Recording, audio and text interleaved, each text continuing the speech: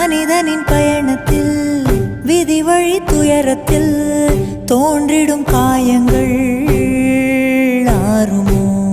அன்பையும் பண்பையும் அறிந்திடும் ஒரு மனம் வெறுப்பிலும் சினத்திலும் வாழுமோ? வெளிச்சத்தை தரும் என்ற ஏற்றிய தீபம் ஊர் முழுவதையும் எரித்து விட்டு தீயாயானதேனோ?